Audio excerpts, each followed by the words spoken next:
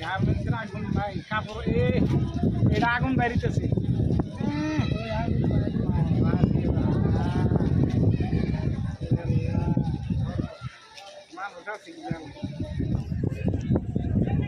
যেমন আগুন বেড়েছে তোমার সাথে বড়টার আগুন বেরিতেছে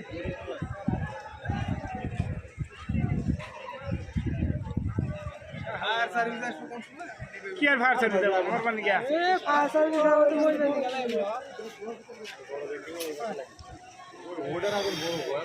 ওইটা বাবা হ্যাঁ ওটার আগুন কত দূরে গেছে